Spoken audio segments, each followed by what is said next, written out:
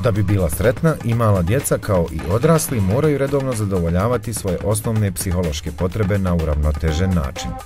Odrasli ne trebaju djeci dobrohotno darivati sreću, nego naučiti ih da sami kreiraju sreću odabirom odgovarajućih ponašanja. Naučiti dijete kako će ući u svijet sreće, odgovornosti, svijet kvalitete, prijateljstva, zabave, slobode, svijet uspjeha, svijet dogovora, mogao bi i trebao postati svijet sadašnjosti i neposredne budućnosti.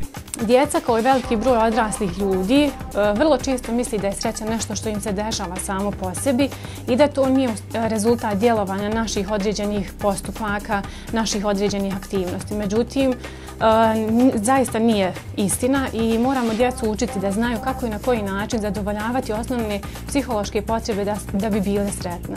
Postoji 4 osnovne psihološke potrebe, to su ljubav, moć, zabava i sloboda. Znači, ljubav je osjećaj da pripadamo nekome i da se osjećamo dobro u društvu tih osoba.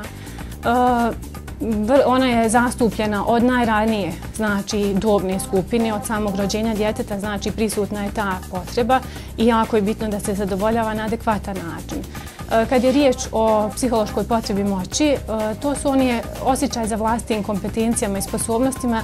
To je u stvari ja znam, ja nešto činim dobro i svaka osoba želi da bude pohvaljena, a još više znači i adolescenti su u tom periodu kad im je jako bitno da ih pohvalimo za nešto dobro što čine.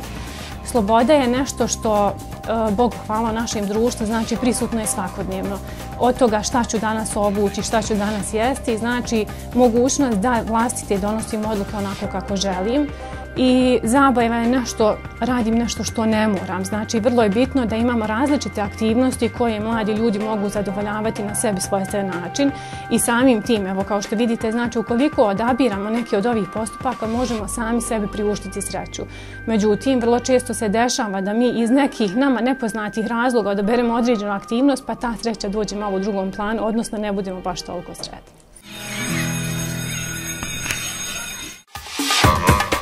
Radi zadovoljavanja različitih potreba i interesa učenika, u školi se izvode i vannastavne aktivnosti. Vannastavne aktivnosti planiraju se školskim kurikulumom i godišnjim planom i programom neposrednih nositelja odgojno-obrazovne djelatnosti u školi.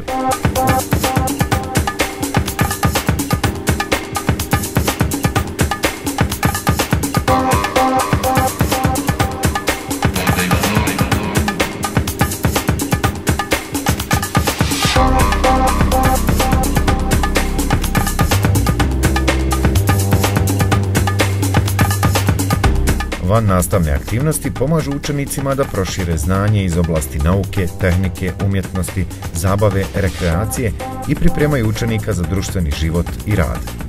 One su poseban vid nastavnog procesa u kojem odgojni element ima dominaciju nad obrazovnim.